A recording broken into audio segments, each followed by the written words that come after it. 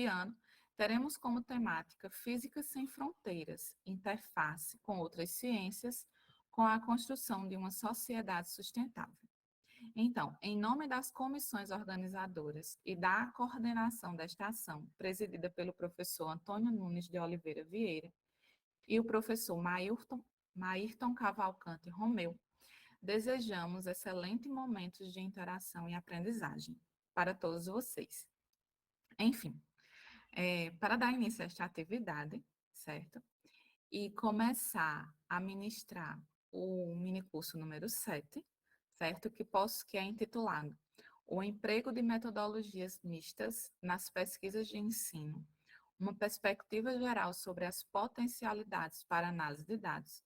Nós convidamos a professora, doutora Amanda Amantes Neiva Ribeiro, formada em Física, licenciada, né, em 1999, especialista em Ciência, mestre e doutora em Educação pela Universidade Federal de Minas Gerais. A professora Amanda atuou como professora de ensino médio nas redes privada e públicas, municipal, estadual e federal, e participa de projetos de pesquisa que envolvem investigações em ensino-aprendizagem de conteúdos da disciplina de Física e de Ciências em geral, com ênfase no desenvolvimento de metodologias qualitativas e quantitativas de avaliação da aprendizagem. Atua como professora adjunta na Universidade Federal da Bahia, no curso de graduação e pós-graduação. Professora Amanda, seja muito bem-vinda. Repasso a palavra para que você possa conduzir esta atividade, certo? E fica à disposição para o que precisar. Bom dia. Bom dia a todos, obrigada, Raíssa, a todos e todas. Primeiramente, agradecer, né, o convite para estar aqui com vocês. Estou falando de um pouquinho de longe, para mim já é de tarde, já são 2h20 aqui. Eu estou na Espanha, estou fazendo um pós-doutorado aqui na área de neurociência. E fiquei muito feliz com o convite de poder estar falando de um tema que, para mim, né, eu considero muito importante para pesquisa na área de ensino. Eu não tenho ideia se as pessoas que estão me ouvindo estão na área de ensino, estão na área de física. Eu vi que o meu tema, ele diverge um pouquinho, né, das outras temáticas da jornada. Eu espero que seja proveitoso aí tanto para os graduandos como para os pós-graduandos. Fazendo uma pequena correção, Raíssa, eu não tenho mais Ribeiro no nome, é Amanda Amantes Neiva já há bastante tempo. Não sei se está no currículo lá o Ribeiro. E também já sou professora associada, já 3, indo para 4, da universidade. Então, adjunta já tem um tempinho. Só para poder deixar vocês a par um pouquinho mais, né, da minha trajetória. Eu sou formada em Física, fiz o mestrado e doutorado na área de Educação, estou fazendo uma pós agora na área de Neurociência. Trabalho hoje no Instituto de Física, né, da Universidade Federal da Bahia, no Departamento de Física do Estado Sólido. E hoje eu realizo pesquisas na área de ensino, porque eu sou da pós-graduação de Ensino, Filosofia e História da Ciência, e com interfaces com outras áreas, né? Principalmente na interface com a área de um pouco de estatística, né? Eu trabalho com métodos quantitativos e faço interface aí com a área de psicometria, com a área de psicologia e agora também com a área de neurociência, né? E isso parte de uma posição pessoal de que a pesquisa ela tem que ser colaborativa e abranger várias áreas, né? Apesar de trabalhar com temáticas de física, né? Eu procuro, né, integrar diferentes áreas, e isso traz uma visão de metodologia muito abrangente, né? Então, eu tentei trazer aqui uma conversa com vocês, conversa muito inicial sobre metodologias, e tentando atender a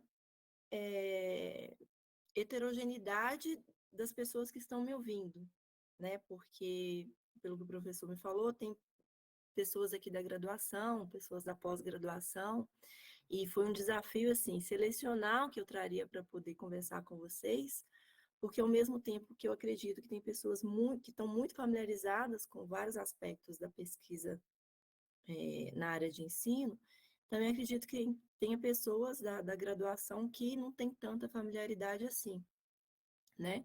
Então, eu optei por um caminho que é falar de uma perspectiva mais geral, né? Iniciando com alguns elementos e alguns conceitos iniciais, e depois trazendo um pouco de exemplos e se der tempo, a gente fazer talvez uma simulação. Eu preferi que fosse no Meet, porque eu gosto de uma interação com as pessoas. Acho que também ficar falando 3 horas não é legal. Antes de começar, vou pedir um pouquinho de paciência para vocês. Hoje eu estou um pouco indisposta desde ontem. Não passei uma noite muito boa, então eu tive que ficar em casa, não consegui ir à universidade. Então pode ser que eu tenha que ir ao banheiro rapidinho.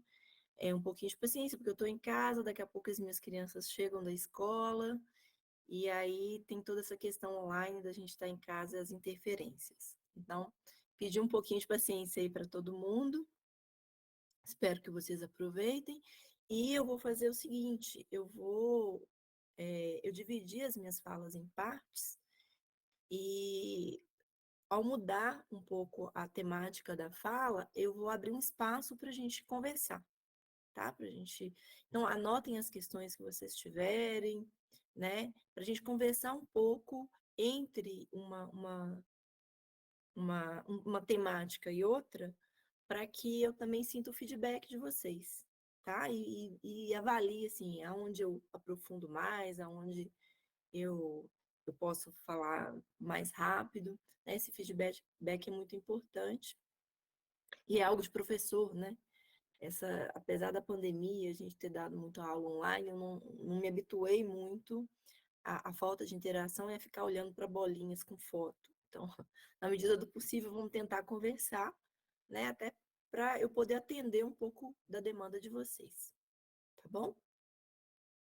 Vou apresentar aqui a minha tela. É,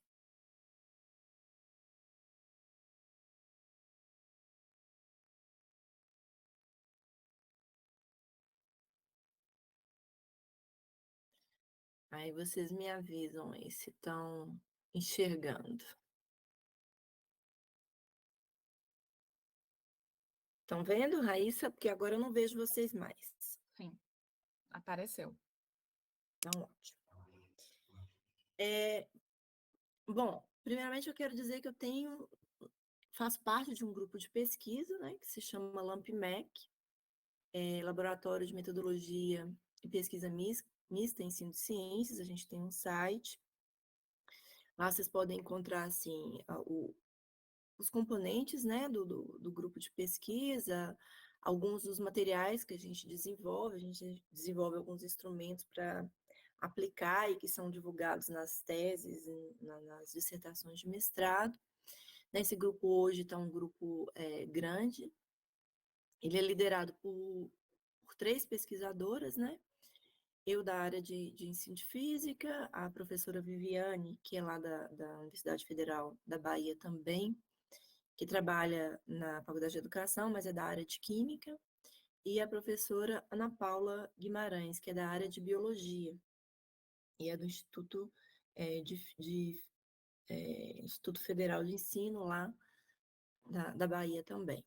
Então, somos 3 que coordenam um grupo, esse grupo de pesquisa, que desenvolve pesquisas nas mais diferentes searas, no ensino de ciências e também de matemática, né?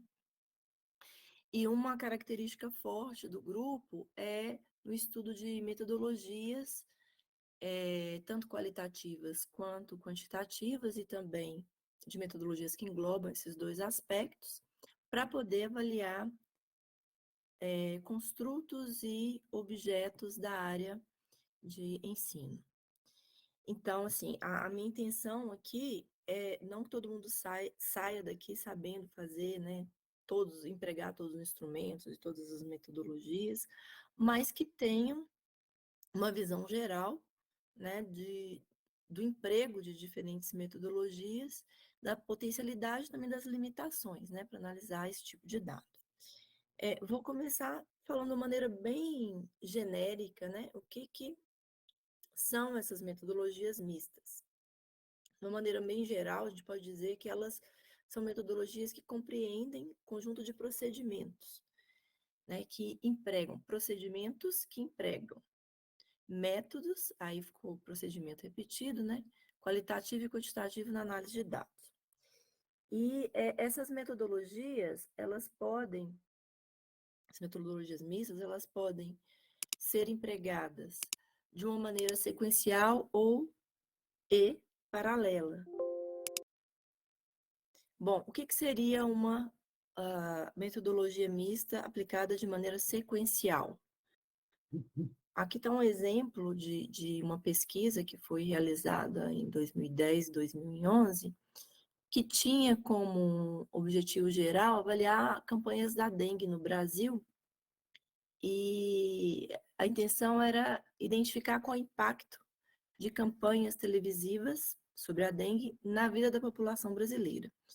E uma parte dessa pesquisa, era uma pesquisa bem ampla, era construir e validar um instrumento, que por si só já se constitui um estudo, né?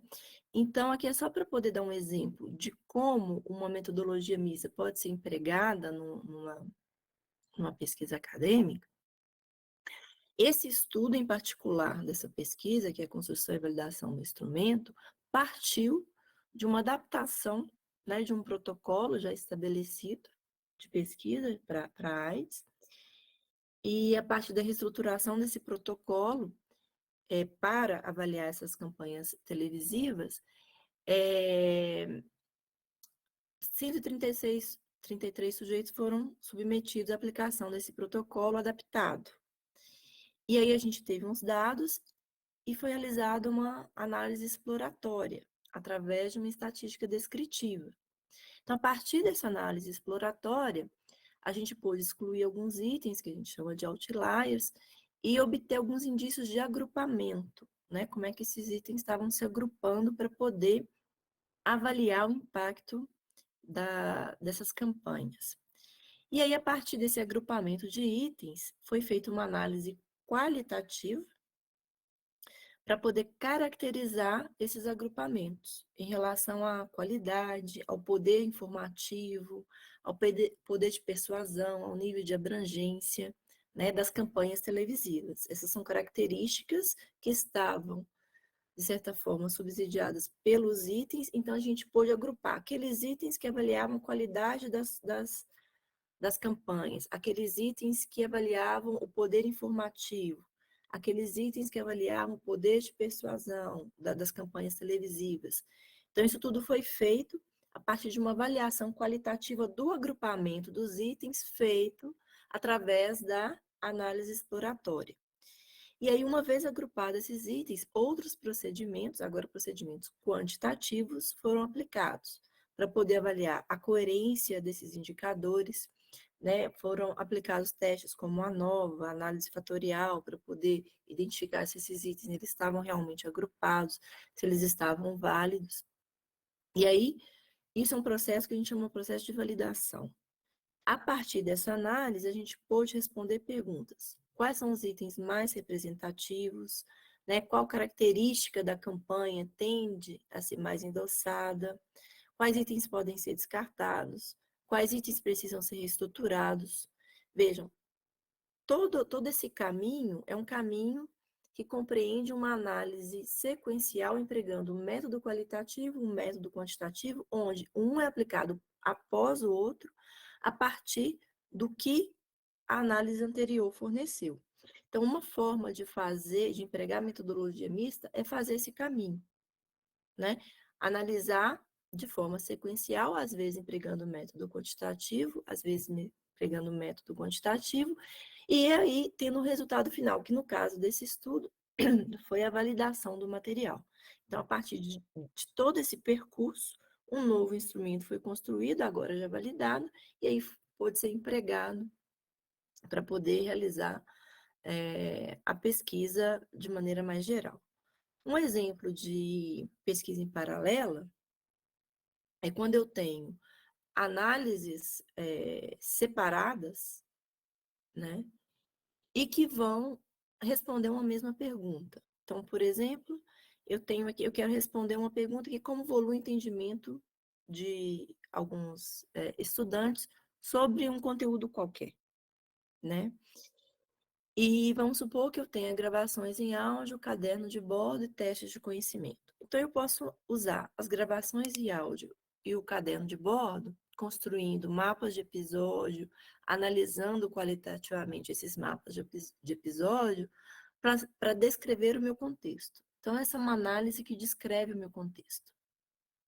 E aí eu posso aplicar testes de conhecimento de uma maneira longitudinal e aplicar, empregar, né, métodos como modelagem Rasch, regressão múltipla. Depois eu vou falar um pouquinho mais sobre essas coisas, mas aqui é só para poder dar um exemplo, né? E ao empregar esses testes, esses métodos nas respostas dos testes de conhecimento, que é um procedimento quantitativo, eu estou avaliando o progresso do entendimento. Então, eu tenho descrição do contexto e progresso do entendimento avaliados a partir de dados distintos, em análises separadas em paralelo, mas que os resultados dessas duas análises me servem para poder responder uma questão da pesquisa.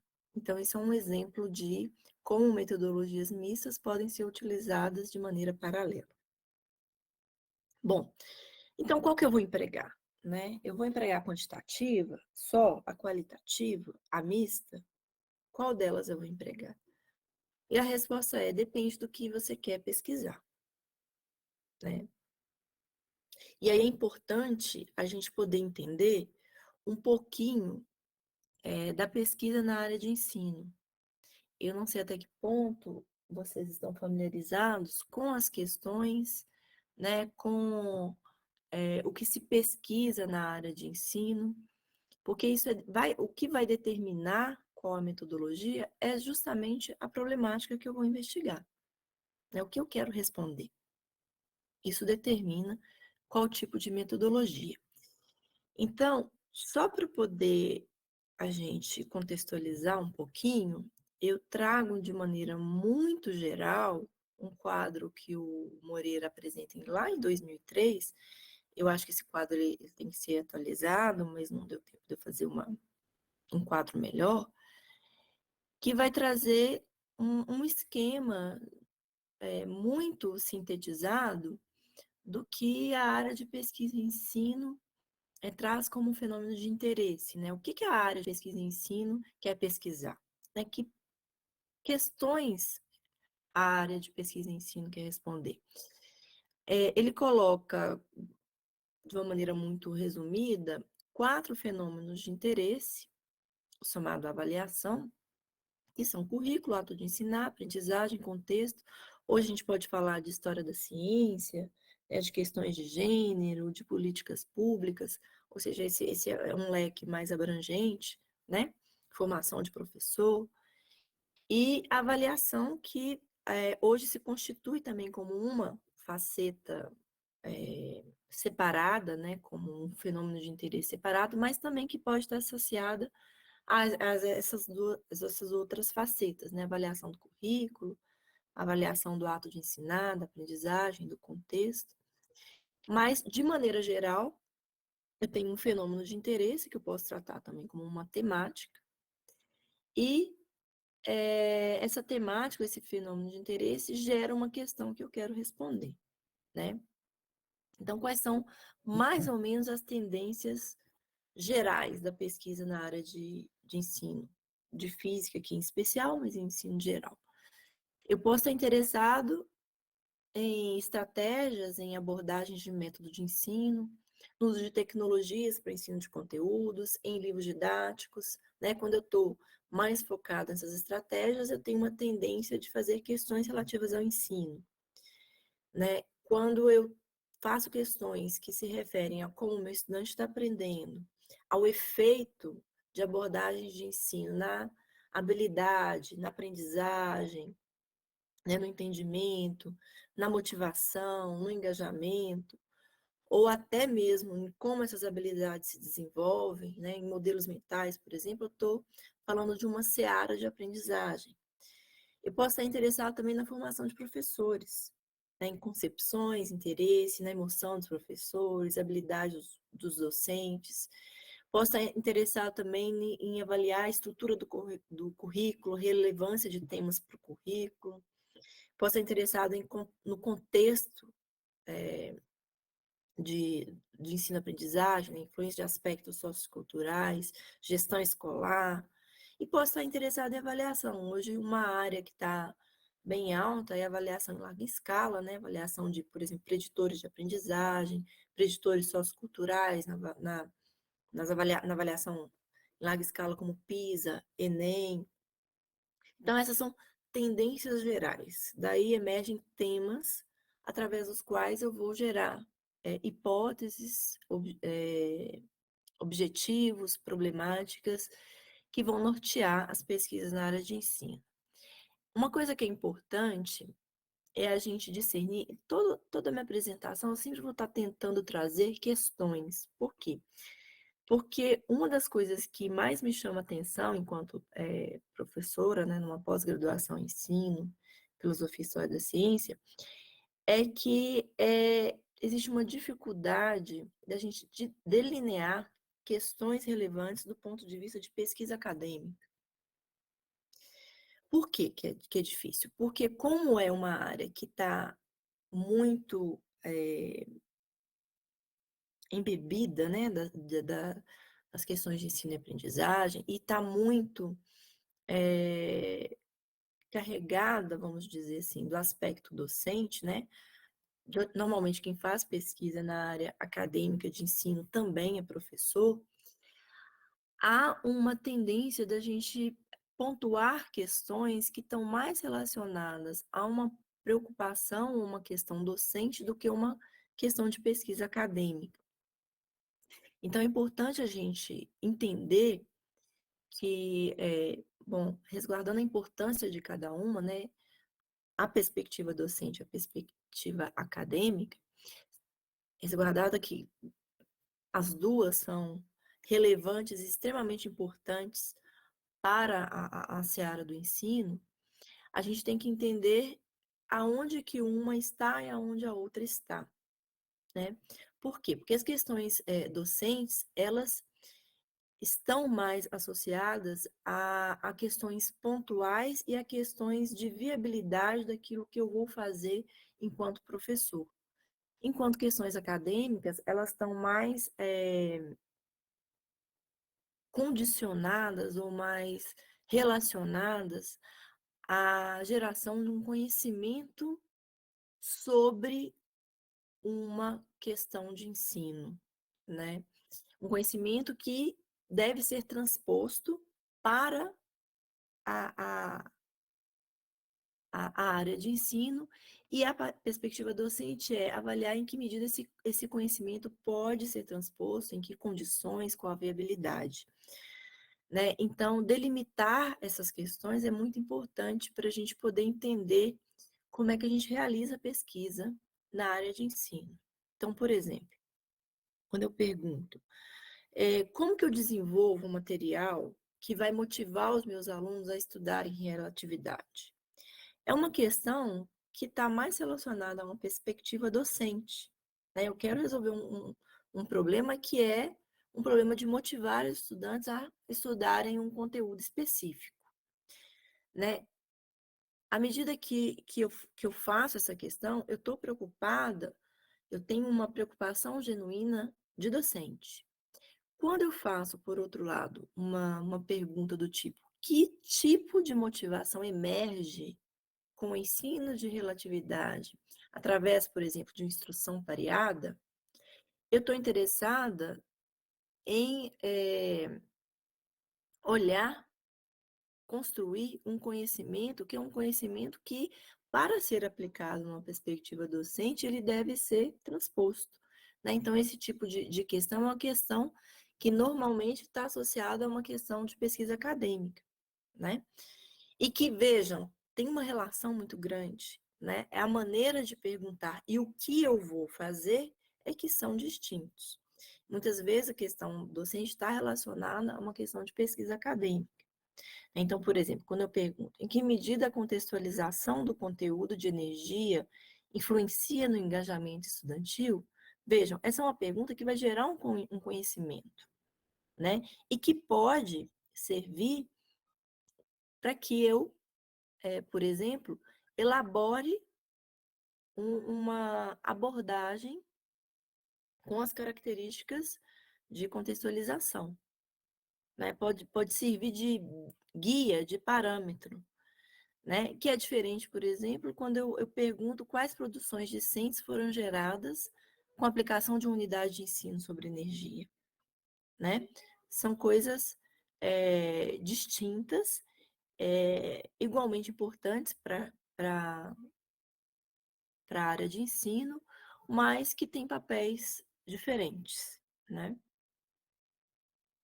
Então, o que vai caracterizar, né? Quais são os elementos que trazem ou que são importantes numa perspectiva de pesquisa e ensino? Claro que dependendo da pesquisa, esses elementos eles podem ser delineados de maneira diferente da que eu estou trazendo. Mas isso aqui é uma forma muito geral de mostrar que numa pesquisa e ensino eu tenho que ter elementos que caracterizem o que eu estou fazendo como pesquisa nessa área. Então, toda pesquisa de ensino tem um tema, né? Esse tema é que determina aquilo que eu vou investigar, ou o objeto que eu vou investigar. Por exemplo, um tema pode ser a interdisciplinaridade para ensinar no ensino de física, interdisciplinaridade para ensinar eletromagnetismo, por exemplo. Isso é um tema, né? É um tema que precisa de uma delimitação para que eu desenvolva uma pesquisa em si. Então, é um tema muito geral. Então, eu preciso de uma questão sobre esse tema. Então, a interdisciplinaridade no ensino de física. O que eu quero saber sobre esse tema? É o que vai gerar a minha questão, o que vai gerar o meu problema, né? Que é o que discrimina o que eu vou investigar. Então, eu quero saber em que medida a interdisciplinaridade ela ajuda no conhecimento formal, ajuda a entender eletromagnetismo de uma maneira mais formal, ou em que medida a interdisciplinaridade vai fazer com que os alunos aprendam de um ponto de vista mais cotidiano. O que eu quero saber sobre interdisciplinaridade? Isso aqui gera a questão de pesquisa, né? Bom, para que eu faça, para que eu conduza qualquer pesquisa na área de ensino, eu preciso de um aporte teórico, que é a lente através da qual eu vou olhar para o meu objeto. Por que eu preciso disso? Porque na área de ensino, nós bebemos de muitas fontes, então não há consenso em relação à definição de determinados conceitos. Então, por exemplo, aprendizagem, você pode estar falando de aprendizagem numa perspectiva mais de desenvolvimento cognitivo, ou eu posso falar de aprendizagem numa perspectiva mais sociocultural, ou eu posso beber da antropologia para poder falar de aprendizagem, eu posso estar falando de aprendizagem do ponto de vista comportamentalista, ou seja, dependendo da lente que eu coloco para poder definir o meu objeto, eu vou falar desse objeto de uma maneira distinta, né? Então, eu preciso de um referencial teórico para dizer que, olha, eu estou falando desse problema, dessa questão e desse tema, tomando o meu objeto definido dessa maneira. Por que isso? Porque é isso que traz a coerência da minha pesquisa. Como eu tenho diferentes definições, eu preciso dizer da onde eu estou falando para que minha pesquisa ela tenha validade, ela tenha coerência, né? Outra característica da pesquisa e ensino é a metodologia de coleta e de análise, que são coisas distintas. A metodologia de coleta, ela vai determinar a maneira como eu vou coletar meus dados. Claro que eu não estou falando, que eu estou falando de pesquisa empírica, né? Quando eu falo de pesquisa teórica, eu não tenho coleta de dados. Mas então, a metodologia de coleta são aqueles procedimentos para a obtenção dos meus dados, que envolve, inclusive, o desenvolvimento de instrumentos ou ferramentas para fazer isso. E tem a metodologia de análise que é aquele repertório de procedimentos que eu vou empregar para poder analisar os meus dados, né? Então, se eu vou empregar uma ferramenta de análise qualitativa, se eu vou empregar métodos estatísticos, que tipo de estatística eu vou usar, isso tudo congrega a metodologia de análise, que é diferente da própria análise.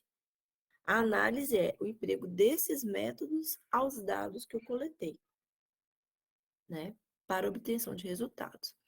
E os resultados, por si só, eles não falam sozinhos. Eu preciso interpretar esses resultados.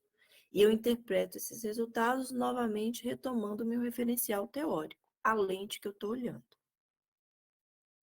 Então, esses são os principais elementos da pesquisa e ensino, e a depender, claro, do que eu estou pesquisando, mais elementos podem entrar dentro, ou subelementos podem entrar dentro desse esquema geral que eu estou trazendo para vocês.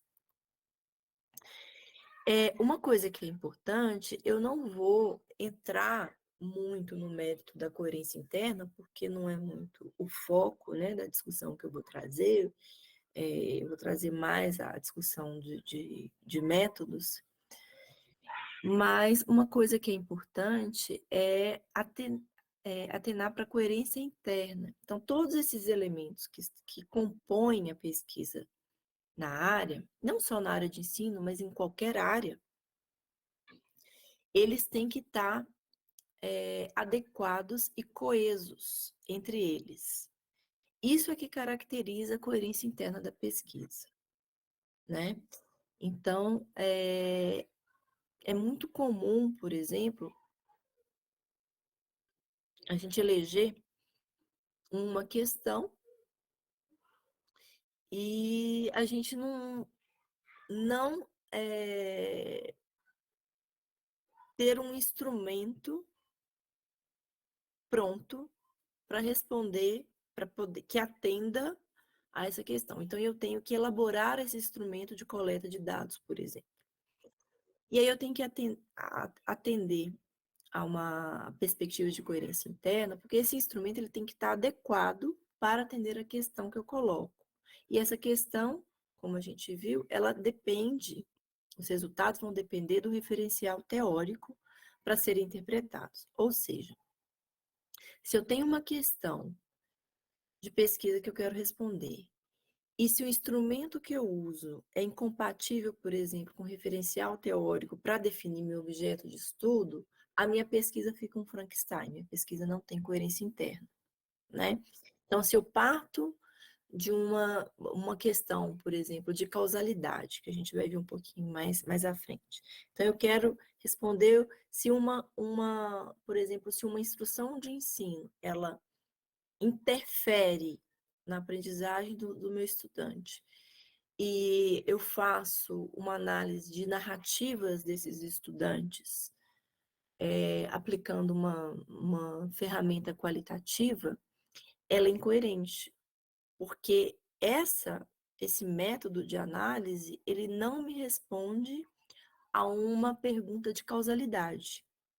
Então, isso tem que estar muito atrelado, tem que estar muito coeso para que a pesquisa que está sendo desenvolvida ela tenha uma coerência interna. A gente vai falar um pouquinho mais sobre isso depois.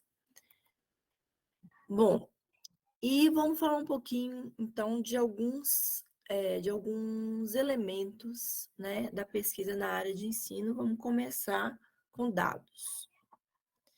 O que são dados na área de ensino? Eu vejo que às vezes as pessoas têm confundem um pouco dado com instrumento, né? Com procedimento. É importante a gente ter clareza do que é o dado para que a gente possa construir designs de pesquisas coerentes, né? E, inclusive, instrumentos para acessar aqueles dados que a gente pretende. Então, o que são os dados? Os dados vão ser aqueles elementos que nós vamos obter através de um instrumento e que vão ser susceptíveis a análises. E eles têm que estar associados ao objeto de estudo que eu estou pretendendo estudar, que eu estou pretendendo investigar, né? Então, não adianta eu querer analisar, por exemplo, a argumentação dos meus alunos através de testes de conhecimento dicotômico, que eles têm que marcar lá uma resposta. Isso não faz o menor sentido, né? Então, eu preciso ter dados coerentes com aquilo que eu quero estudar.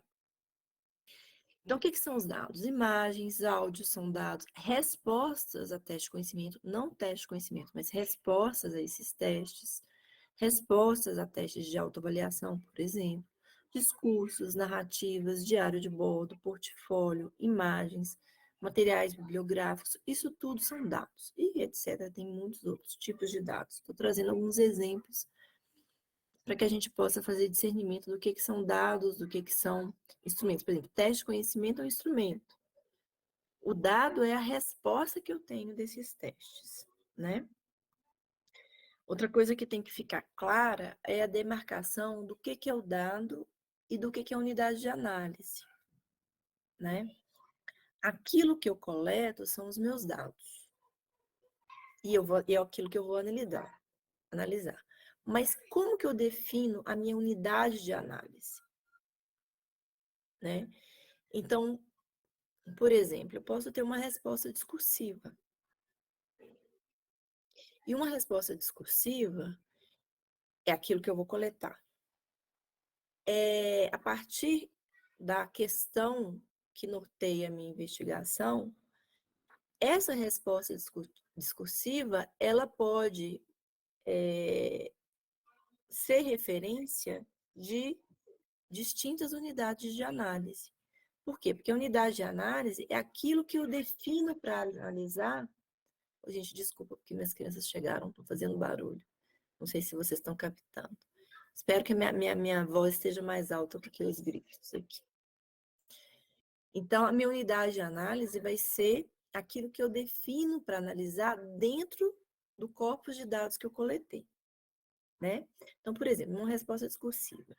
Se eu quero analisar as concepções dos estudantes de diferentes níveis de escolarização sobre termodinâmica, a partir das respostas discursivas, a minha unidade de análise, ela vai ser essas concepções de cada estudante. Por quê? Porque eu estou querendo comparar as concepções, por exemplo, de estudantes do primeiro ano com estudantes do terceiro ano, com estudantes do segundo ano. Eu estou querendo comparar diferentes grupos. Então, a minha unidade de análise vai ser a resposta de cada um dos estudantes. Veja como, se eu mudar a minha pergunta, eu mudo a unidade de análise.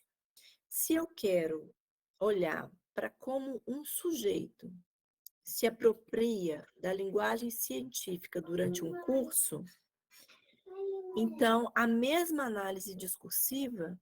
Ô, filha, eu tô dando. Fecha a porta e não grita, não, tá? Eu te amo. Também te amo. Fecha a porta. Tá bom.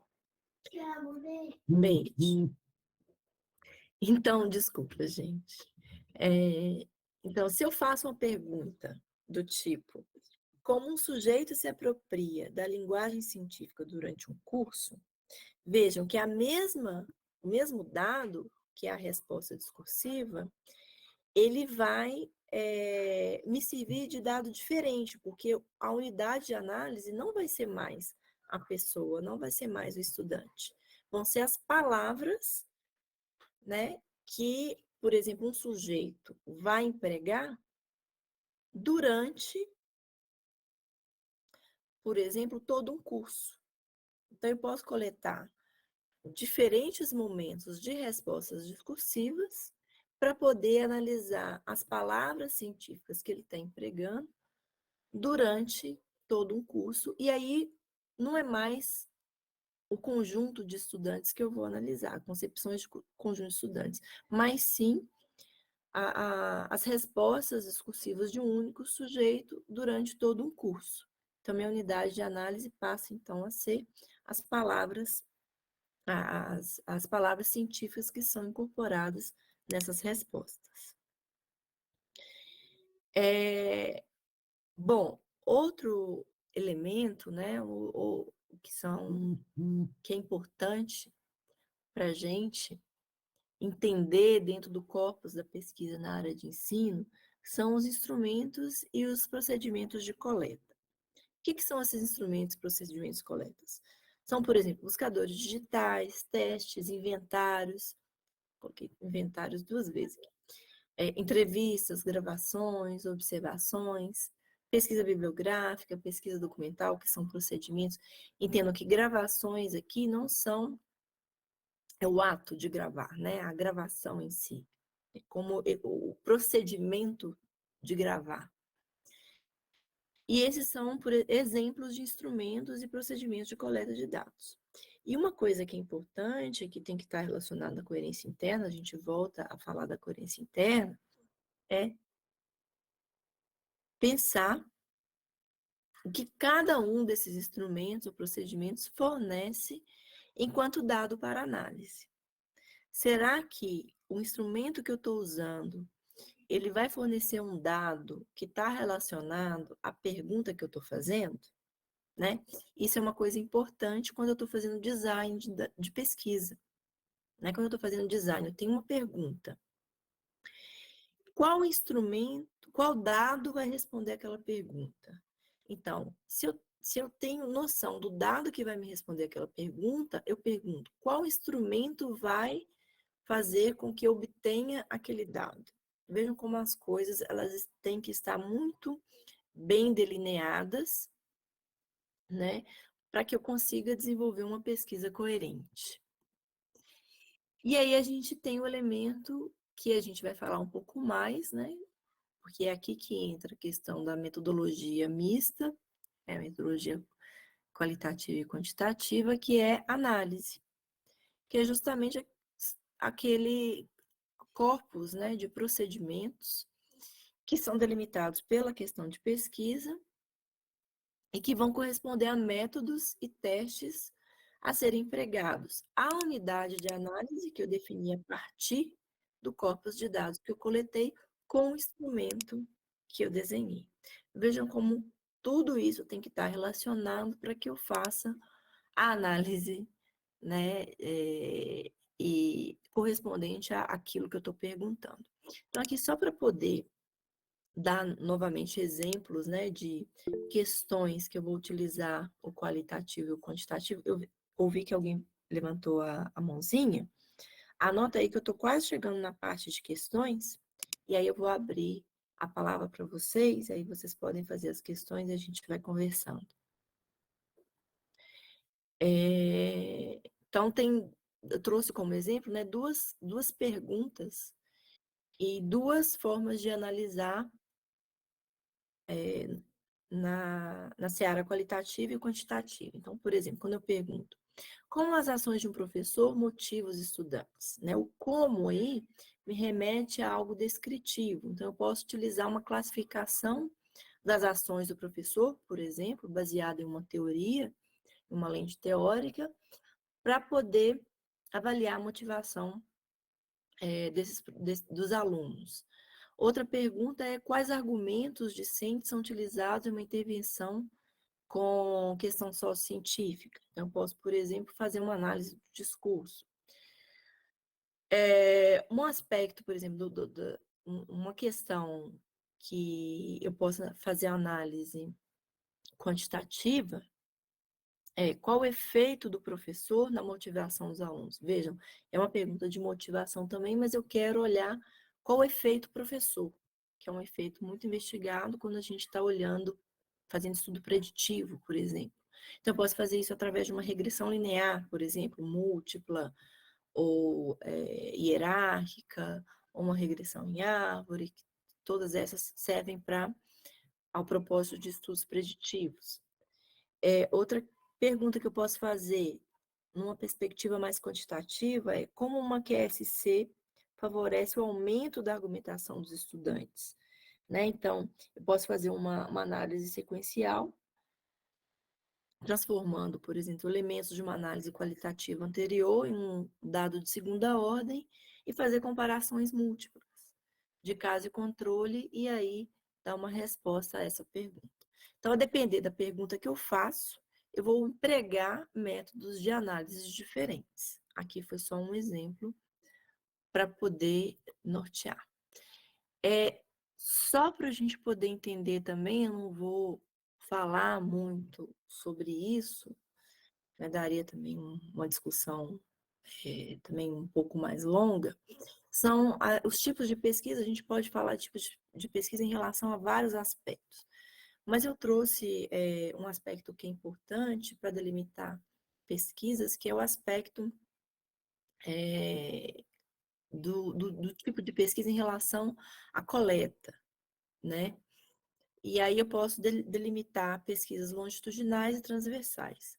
Longitudinais são aquelas pesquisas que têm como questão, né, que norteiam, que a questão de pesquisa que vai nortear são questões relativas à mudança de algo no tempo, né? Então, por exemplo, eu quero ver a evolução dos argumentos dos alunos ao longo do tempo. Eu quero ver como os modelos mentais eles mudam com o curso. Ou seja, algo que eu quero mapear no tempo caracteriza uma pesquisa longitudinal. Uma pesquisa transversal, não. As pesquisas transversais, elas vão atender a questões de pesquisas, por exemplo, que eu possa comparar amostras distintas numa única coleta. Então, por exemplo, eu quero comparar a atitude para a ciência de estudantes do primeiro, segundo e terceiro ano. Então, eu faço uma única coleta, que eu chamo de transversal, e posso comparar a atitude desses sujeitos numa única coleta de dados. Isso vai atender a questões de pesquisa que demandam uma coleta de dado transversal. O design de pesquisa, então, é aquele desenho, né, que envolve todos esses elementos. Envolve o tema, o objetivo, o problema, as questões, que vão definir, então, a metodologia que é determinada pela coleta e análise de dados, né? Isso é um resumão do que seria um desenho de pesquisa.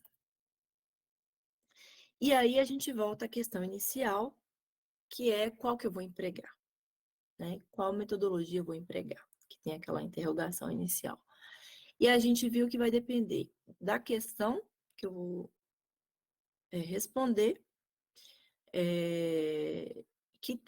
que define, de certa forma, os objetivos, a base teórica, e isso, basicamente, é que determina o tipo de pesquisa, os procedimentos, os instrumentos de coleta, a escolha da unidade de análise e o método de análise.